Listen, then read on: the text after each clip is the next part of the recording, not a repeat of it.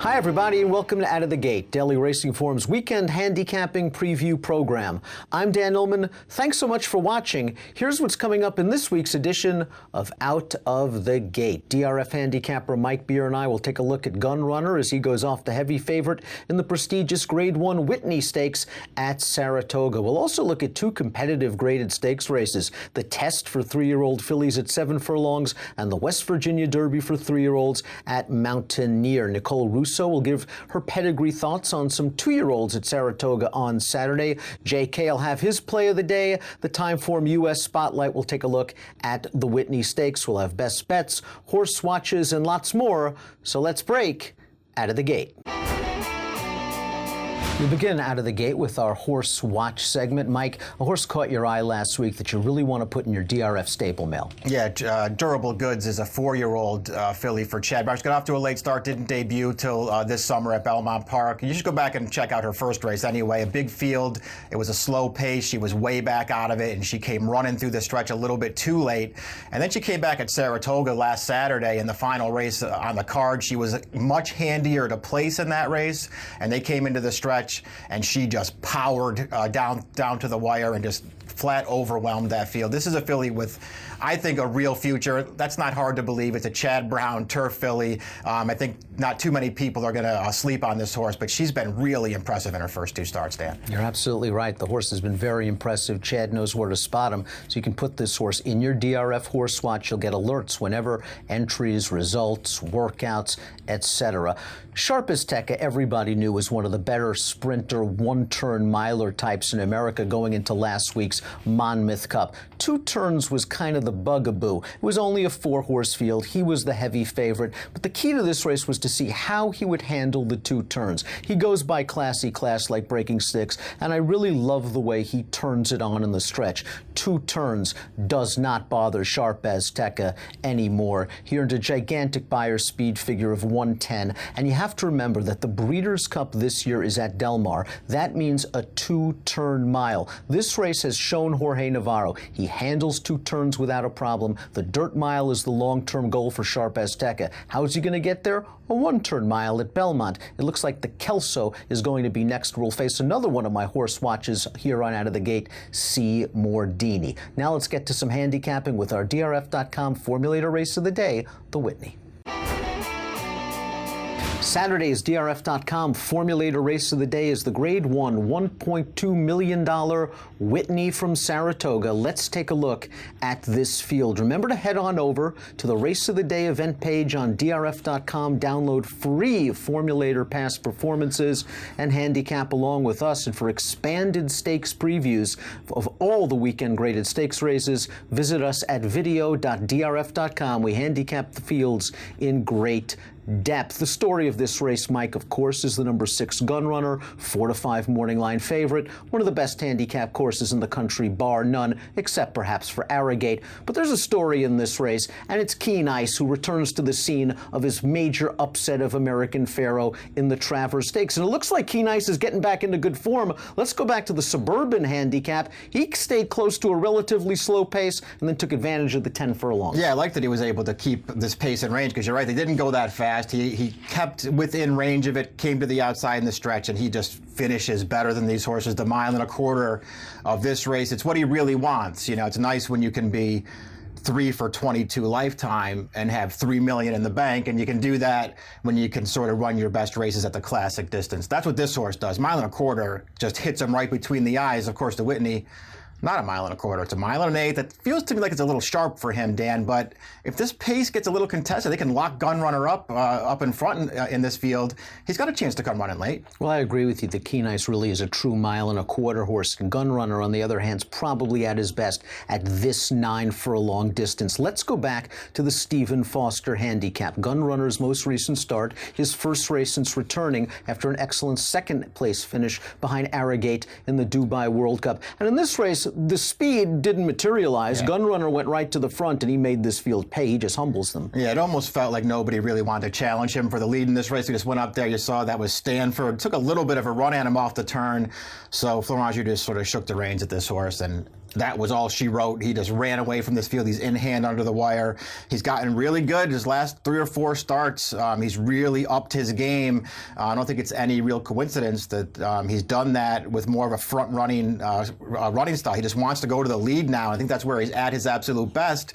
So maybe things could work out a little bit tougher for him here because there's other speed in this race. Yeah, I was just going to mention, he's been sharper in his most recent races. 2 Brutus is a very fast horse. We see him run some extremely fast Beyer speed figures. You've got a Rabbit in here for the Luch people, Cautious Giant. It's nice to know that Gunrunner in the past has shown the ability to sit and finish. Do you think it's going to be more of a situation where he lets these speeds go and sits third off of a solid pace? Yeah, he might have to do that. It'll be interesting to see what happens. I mean, I can't imagine that they're going to be too worried about Cautious Giant. If he's in here, in fact, just to send off to the front and make a fast pace, I don't see how that really hurts Gunrunner because that horse can't possibly win. 2 Brutus, though, could make things a little bit tougher on him because I'm not so sure he isn't a pretty good horse, and he's also very fast, and he just might be trying to make the front in this race, and that might force Gunrunner to try and sit off the pace a little bit. And then, you know what, maybe you won't get the 110, 111 Gunrunner. And if he's not a 110, 111 Gunrunner, the race is a little more wide open. Let's take a look at your pick for this race. I know you like Gunrunner, but you're not completely conceding this race to him. It's not like he is a true single in a multiple race play, like a pick 6, a pick 4. You're picking him, but you're a little bit wary. I think he's way the horse to beat in this race, but I'm not so sure he's just some sort of slam dunk in here, especially if this pace sort of changes the way he has to run. I'm going to use Keen Ice, and I'm going to use 2 Brutus as well. I'm going to go with Gunrunner on top in here as well. I just think this trip is going to work out. He's going to let these speeds go, sit on the outside. He'll cruise up on the outside, should be in a great position when they turn into the stretch. You expect Keen Ice to be coming in the lane, but maybe this 1 1/8, as Mike mentioned, just a little bit sharp. I'll go with Gunrunner as well as the favorite in the Grade 1 Whitney. Nicole Russo is going to be looking at an interesting 2-year-old race. I believe it's on the turf at Saratoga on the Saturday card. Let's go to Nicole with her pedigree pick. Hey guys, Nicole Russo coming to you for Out of the Gate. 2 really interesting 2-year-old races on the Whitney undercard Saturday at Saratoga. I want to take a look at the 4th race going 1 1/16 on the turf. These can be really fun maiden races if you know how to identify turf breeding, or if you can identify the horses who are maybe going to want the added distance based on pedigree. Now, one horse in this field does have a good prior start on turf, and that is Eclipsed Moon. He closed well to finish 2nd by a neck on debut at Ellis. That was going 1 mile. He should really like the extra bit of distance here. You don't really think of Malibu Moon as being a turf sire per se, but he does definitely provide that stamina needed here. And the Dahermere Beautician was a very good 2-year-old, multiple Grade 1 placed, and beaten less than a length in the Breeders' Cup Juvenile Fillies on a synthetic surface. And Eclipse Moon has definitely already shown that he took to turf well. Malibu Moon's Derby-winning son, Orb, also has won in this maiden field from his very well-regarded first crop in Strong Current, 5th in his debut sprinting on the Churchill Dirt. Orb actually already has a turf winner to his credit, and this is another one that should appreciate stretching out to 2 turns. Now, a horse I'm really interested in here is Roaming Union, who finished 5th on debut with some traffic trouble, going 5.5 furlongs on the Belmont Dirt in his debut, being just over 5 lengths, finishing with some interest back there after being checked and losing momentum. Hard for these 2-year-olds to recover from in these sprint races. Getting some added distance and, of course, trying turf here, both of which should be beneficial. Union Rag's best known for winning the Belmont Stakes, of course, a long-winded horse, as is Broodmare sire Bernardini. Union Rags has shown he can get a good 2-year-old. He was among last year's leading freshman sires and, of course, has classic-placed Patch in his first crop. The 2-year-old success was no surprise, as Union Rags was a multiple graded winner himself as a juvenile, including the Grade 1 Champagne Stakes. He never ran on turf, but he's got some turf breeding, and he should be able to get a turf runner. He's actually a half-brother to Tempo West, who's the dam of European multiple Group 1 winner Declaration of War, the Grade 3 winner War Correspondent, and French Stakes winner Vertiformer. That's a really strong European pedigree that Union Rags can draw from. Declaration of War himself doing very well with his first 2-year-olds, already has Actress, a Group 3 winner over in Ireland. He also has won in this field in Irish territory. That one definitely bred top and bottom bottom for turf, being out of an Oasis Dream mare. And we've got another Irish-born 2-year-old with strong turf breeding here, of course, in Survey by international super sire Galileo, and out of a grade 1 placed Warfront mare. And lastly, we'd be remiss not to mention the 2 colts in here by the popular late international sire Scat Daddy, who gets good runners on turf all over the world. His representatives in here, Nipawa, whose dam is Canadian Classic placed, and Seepak, whose dam is a Curlin mare who is a half-sister to dual classic winner of Fleet Alex. That's an interesting cross with the turf ability coming from Scat Daddy, and definitely some added stamina distance ability down there on the bottom side. Don't forget that Dan Illman and I take a closer look at 2-year-old racing at the Saratoga meet in Spa Babies, which you can find daily at video.drf.com throughout the meet. Some fun opportunities on that Saturday card. And we'll be back to take a look at more of the weekend stakes races on Out of the Gate after these messages. Coming up this summer, it's Spa Babies presented by WinStar Farm. Every Wednesday through Sunday during the Saratoga meeting, Nicole Russo and I will analyze the best 2-year-old races at the spa. We'll go beyond the past performances and discuss pedigree, trainer patterns, workouts, and more. It's Spa Babies presented by WinStar Farm every Wednesday through Sunday at video.drf.com. Luxair Jets is excited to announce the new, most convenient way to fly nonstop from Lexington to historic Saratoga Springs throughout the racing meet. We are now offering exclusive group packages on our luxurious private jets. Each package offers a once-in-a-lifetime experience that you can share with your friends, family, or business partners. Call for pricing and availability. The Whitney is not the only Grade 1 stakes race at Saratoga on Saturday. Let's take a look at the field for the test. 3-year-old fillies going 7 furlongs, an ultra-competitive renewal of the test. For expanded stakes previews, visit video.drf.com. Mike Beer, we have a field of 10. A couple of Southern California invaders figure prominently. Yeah, this is a wide open kind of race. There's a lot of talent in here. First of all, but there's also a lot of sort of lightly raced horses who could really improve in this race. But you're right. I think the sort of focus of the race and the 2 favorites of the race certainly are shipping in from Southern California. On the far outside, the number 10 is American Gal, the beaten favorite in last year's Breeders' Cup Juvenile Fillies. She ran a huge race that day with an extremely wide trip. She backed up that effort in the Grade 1 Starlet at Los Alamitos. She ran a huge race with an extremely wide trip. She was laid up for a long time, transitioned to Simon Callahan's barn. Let's look at her return to the races. Shipped to New York, involved in a 4-ply speed duel up front in the 2-path, but it's not exactly like they're blazing. Yeah, I don't want to call it a duel, if only because they don't seem like they were really racing. You can see they're 5 across the track here in upper stretch. She will eventually, she gets down to business here, and she will edge clear of this field. She'll win it by almost 5 at the end of the day. Based strictly on, on the paper dance, she stumbled at the start of this race and then, prevailed at the end. She did take a step forward to a new buyer top in her 3-year-old debut. All those things that I think you kind of want to see with a 3-year-old filly. I just, wasn't that blown away with her performance. I think she is the horse to beat in this race, but I wonder if she isn't beatable. Probably an outside tracking trip coming for American Gal, but you think the pace is going to be pretty fast in this race? It usually is in a race like the test. Lots of speed down towards the inside. You want to closer, you're going to go with one of your out-of-the-gate horse watches. Now, I'm pretty sure that when you mentioned Cursor as your horse watch a few weeks ago, you didn't think her next start would be the test. No, I didn't think it would be the test. And as a matter of fact, I wasn't necessarily that pleased to see her turn up in this race because it's a tough spot for her. But at the end of the day, the more I kept looking at this race, the more I just sort of felt like, I don't know how much I love the favorites in here. I think it's a more wide open race than that. And I do think there's enough pace in this race to set it up for a closer. The only other closer that I really wanted in the race was Tequilita, the 4, but she seems like she might be in a dicey situation here as far as her current fitness is concerned. She's missed some time since her last race. And so I did ultimately go with Cursor. She'll be a big price in this race.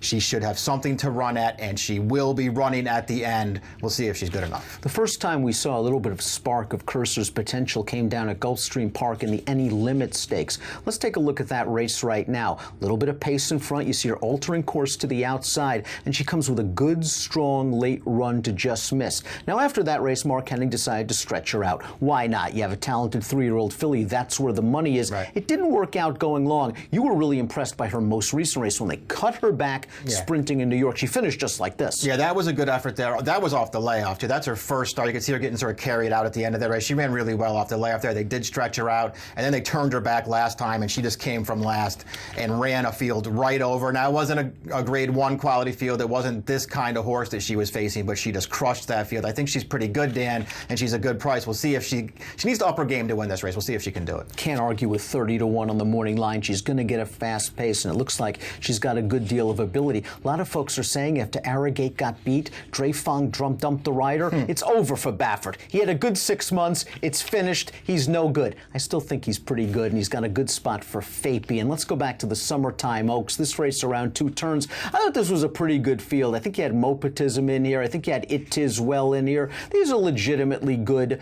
middle distance 3-year-old fillies. And Fabian, considering her relative inexperience in this race, she really digs down deep to win this. She wants to win. And I like her turning back to 7 furlongs. She has shown in the past the ability to sit and finish. And I think in this edition of the test, there's got to be some pace. She's well drawn towards the outside. I think a second flight mid-pack outside stalking trip is coming for Fabian, and I think she's going to be rallying in the lane.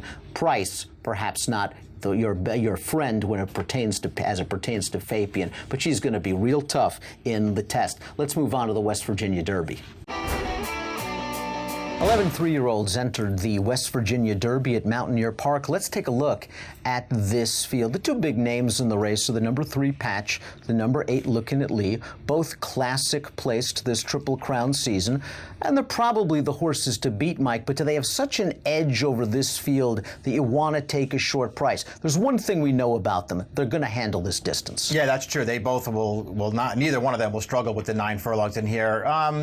I hear what you're saying about them being the 2 horses to beat, and it sounds like you're sort of hinting that you don't think they have that much of an edge on this field. I agree with you, Dan. I don't think they have that much of an edge on this field. They are the 2 name horses in the race, dropping out of the biggest races. They will take the money in here, but I'm not so sure that either one of them has to win. You have to admire Lookin at Lee's consistency and durability. He ran in all 3 legs of the Triple Crown, second in the Kentucky Derby, but didn't he just have the best of it in the Derby? Good pace, absolutely dream trip, wet track that he liked. He was a little bit dressed up off that race. He ran fine in the Preakness while he was never going to win. The Belmont I won't hold against him, but he's the kind of horse that you're supposed to, I think, bet against at a short price simply because of his running style. He's going to drop 15, 20 lengths out of it, and he needs not only a hot pace, but a little bit of racing luck as well. Yeah, he's the kind of horse who I think you just kind of want to lean against any time he's a short price, no matter what kind of field he's in, because he just puts himself behind the 8 ball every week. He's got no speed from the gate. He leaves himself last. He's got to pass the entire field in the stretch. It's just not an easy thing to do unless you're just way better than the horses you're running against, and he's not way better than the horses he's running against on Saturday. Patch, on the other hand, I think can be a little bit closer to the pace. Now, he's still eligible for a non-winners at 2 Life, but we're going to look at his most recent start, and it was the Belmont Stakes, and he covered a lot of ground in this race. He wasn't going to win. He finished far behind the top 2, but I liked the way he saw out this trip at the end to finish 3rd. A mile and an eighth is going to be no problem. The question is, can he stay closer to the pace? Yeah, I don't know. We'll see what kind of. I think he can stay closer to the pace. First of all, I think he'll get a different trip on Saturday in the West Virginia Derby. And yeah, you're right. I think he just stays this distance better at the end to get 3rd in this race, a race where he never looked like he was going to win. On the positive side, it's only his 5th career start. He had a little bit of trouble in that Kentucky Derby, a race that you don't want to hold against him. This is a horse who could really improve the second half of the year for Pletcher, and I think he is the horse to beat on Saturday, but I just don't know how short a price I'd be willing to take on him. So if not the 2 favorites, then who? The number 1 Game Over was a horse you were interested in his most recent start, the Ohio Derby. He was light on experience. He was stretching out for the first time. He made a big early move. You see him in those green silks. That's a pretty good horse he's battling with, Gervin. Yeah, I've got to give him one more chance off of this race, Dan, and he's not facing horses horses like Gervin and IRAP this time, who were both in this field. This horse got off slowly in this race. He was wide the entire way. He came early after Gervin on the lead and dueled with him all the way around the second turn before he got tired here in the late stages and couldn't last at the end. But I think he did a lot more running than the ultimate fifth place finish position would lead some people to believe. I got to give him one more chance in this race. You can argue this is class relief, considering the things that IRAP and Gervin have gone on to accomplish. He's now with Jorge Navarro. He draws an inside post position. That's something to consider. If you look at West Virginia Derbies in the past, the rail isn't where you want to be. So it's up to the jock to get this horse in a good spot. Something tells me, and you and I have disagreed about this off camera, I think he's the wise guy horse in this race. I think he's 6-1. Do you? I wouldn't take 6-1 on him. I would have to get him at 8-1 or higher if I was going to bet him back in this race, but I think I'll get it. Colonel's Dark Temper is where I'm going to go in this spot. And Colonel's Dark Temper has sneakily moved forward in his last two races. No match for McCracken in the Matt win, although a good effort. And then his most recent start. Let's take a look at this race. This is facing the aforementioned IRAP, who just blew the race open with a 4-wide bid on the turn. Colonel's Dark Temper tried to go with this horse. He couldn't. He is able to stay on and easily be second best in this race. It was yet another good performance. I'm a little bit concerned about the 1 1/8, but doesn't he just trip out in here? There's a stretch out speed that's going to be a big price. I think he can sit second or third. If he stays the 1 1/8, I think he's in good form and he's going to be a solid price. Yeah, I do think he can get the right trip in this race. And I think he's one of the few horses that I kept looking at this field, and outside of the two favorites, Patch and Lookin at Lee, who you don't worry about distance with, I thought there were a bunch of horses in here who I just don't trust at the 9 furlongs. That's not the case with your horse. I think he'll get this far. We'll try to get some value in the West Virginia Derby. JK's got his play of the day. Craig Milkowski analyzes the Whitney. Let's go to those segments right now. Hey everybody, welcome to JK's Play of the Day. You can probably tell by the background I'm at the airport trying to get to Saratoga to celebrate a DRF contributor that we all know, Pete Fornatel's birthday. By the time you guys see this video, it will be his birthday, so make sure you shoot him a birthday message at Looms Boldly. I'm going to play a pick 3 at Saratoga. I'm going to start with the Grade 1 test. We've talked about it before a lot on the podcast. When Bob Baffert ships out east on the dirt, it's something that we all pay attention to, something you should pay attention to, and I think Fapien is something special. I like the idea that Fapien's going to be cutting back from the 2-turn race, has run two really nice races at 7 furlongs. I get it that American Gal is going to probably get some play drawn on the outside. Baffert's going to be familiar with that horse, understanding from a tactical perspective what's going to give Fapien the best chance of winning because he used to train American Gal. So I think that Fapien should be well meant here. I don't believe he would ship her across the country just to hang out in Saratoga. In the second leg, in the Grade 1 Whitney, I'm going to use the 6 Gunrunner. When you look at Gunrunner's last 2 races in an off track, they weren't really good. But the idea is that he's a much better horse now. He's significantly improved. Obviously, he's arguably the best horse in the world at the current moment, with Arrogant kind of having the less than stellar performance last time. So I'm going to look for Gunrunner to rebound here. And what is a pretty light Whitney, I don't see him having too many problems getting the job done. Then we're going to go on to the 10th race. The last leg of the pick 3 is the De La Rose. Nice little field assembled for a $100,000 stake. It's going to be run on the inner turf. If you've been watching Saratoga in the recent weeks and also in the past, you know that speed is really dangerous on the inner turf. That's why I'm going to use Sassy Little Lila, the 2-horse, forwardly placed, was barely beat last time in the Just a Game by Antoneau, who came back and ran a bang-up race in the Diana. And then I'm also going to use the 2 Chad horses, Alicia's World and Light in Paris, the 10 and the 11. Look, if you want to throw Chad off of a turf pick 3 out of a turf race in a pick 3 at Saratoga, you can do that at your own risk. I think both of those horses should make a nice little run at it if the 2 and the 12 happen to hook up. I do see the 2 possibly getting loose down on the inside, but I think that you'd have everything covered in this situation using the 10, Alicia's World, and the 11, Light in Paris, coming from behind. So try to get a little value in the first leg, beating American Gal. Everyone's going to have Gunrunner. And then we're going to use only 3 horses in the last leg. Good luck, and we'll see you next week. Hi, this is Craig Milkowski, the Chief Speed Figure Maker for Timeform US for this week's edition of Out of the Gate. Today we're going to look at the Grade 1 Whitney Stakes. It's for older males at 1 1/8 at Saratoga Racecourse. And it's an interesting race from our perspective because one of our most popular tools is a Timeform US pace projector. When conditions look right, we attempt to predict if the pace will be fast or if it'll be slow, who it's going to favor, and of course where the horses are going to be positioned. One thing we don't account for, and you'll have to excuse the crude graphic that I made, is when there's a rabbit entered into the race. In this case, that rabbit is going to be number 3, Cautious Giant, who's been entered as a rabbit by his owner, Luch Racing Stable, for his other runner, number 1, War Story. Cautious Giant is a horse. He's not projected to be in front on the Timeform US pace projector because, frankly, when he races competitively, he's not fast enough.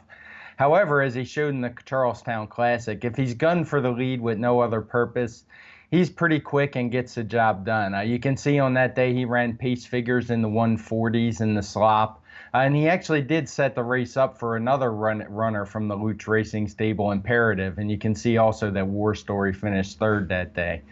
Since then, he's been sprinting, so his speed should be plenty sharp. He's running 3 sprints with a 1st and a 2nd and a poor effort on the poly track. Another horse that's shown plenty early speed is 2 Brutus. He's a horse who his first 2 races in the U.S. were very fast. He ran 133 time U.S. speed figures in each. He sets pace figures anywhere from the 130s through the 150s. But in his last race, the Brooklyn Stakes on Belmont Day, he was on a clear lead setting moderate fractions, but he still had nothing left in the drive. That race was actually won by the aforementioned War Story, but it was a slow race for grade 2 older males. It was a full second slower than 3-year-olds ran in the Belmont Stakes later on in the card. It was just a very bad race for 2 Brutus, and I'm not confident in him today. His connection did scratch out of the Birdstone on Thursday to run in this race, so maybe they feel a little differently, but he's one I won't be looking for. The horse a rabbit is intended to damage and who is shown in front in the pace projector is Gunrunner. He's one of the best horses in training right now, maybe even the best the way Arrogate ran in his last race. His Timeform US speed figures have been on the rise. As a 4-year-old, he's found a new level. He's increased every race till his romp last time with a 139, winning the Stephen Foster at Churchill Downs.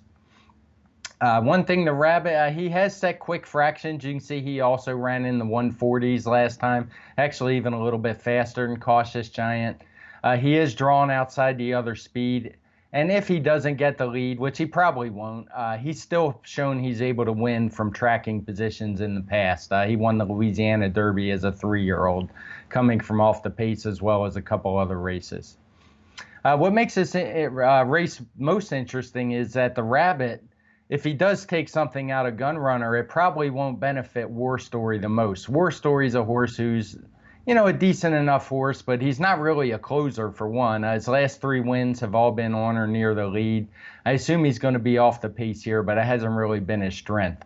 The horse that's most likely to benefit is Keen Ice. Keen Ice is best known for winning the Travers, giving American Pharoah his only loss as a 3-year-old. And he has the best Timeform US late pace rating at a 122, which is a full 22 points higher than War Story, who's the second best. His last race was his best race in quite some time.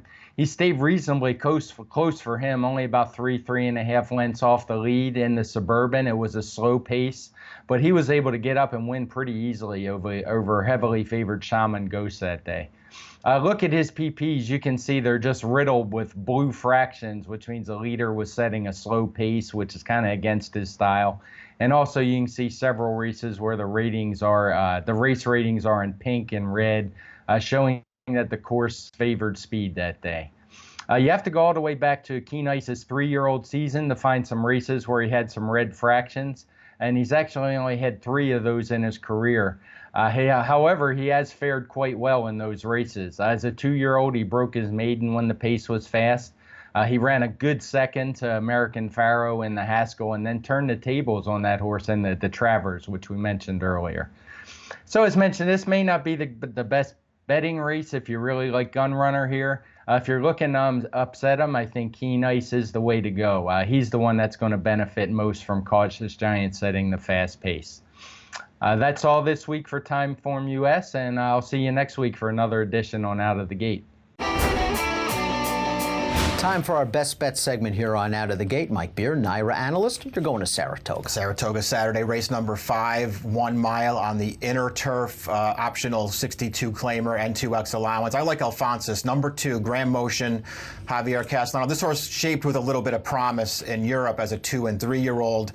Something went wrong in his final start over there last year. He was laid off. He showed up here with Lasix at Delaware Park for his last race. We can take a look at that video right now. He's going to come up the inside here. This is not the kind of field he's going to be meeting on Saturday. He's going to be stepping up in class against some tougher horses.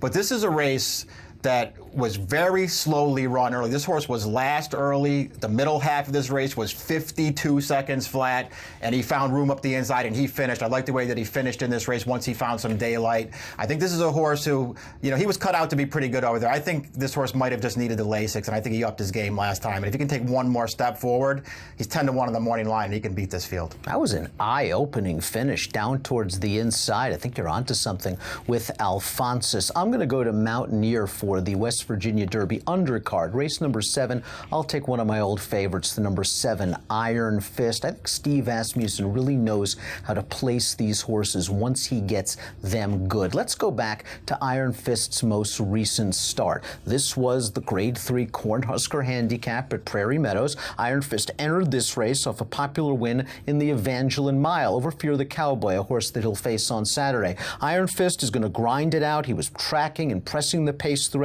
He holds off a solid horse in Texas Chrome, a horse that emerged out of this race to win at Lone Star with a 100 Beyer speed figure. If you take out the races against More Spirit, the races against Honorable Duty, graded stakes caliber horses, Iron Fist would be riding a 3-race win streak coming in, and he might actually be a nice price. He's 7-2 on the morning line coming off that 103 Beyer effort. Matt King Cole, is going to take money for trainer Linda Rice. I'm just not confident in that horse after his disappointing performance in the Suburban. So I'll take a shot with the number 7, Iron Fist at Mountaineer as my out-of-the-gate best bet. That's it for this week. Best of luck when your horses break out of the gate.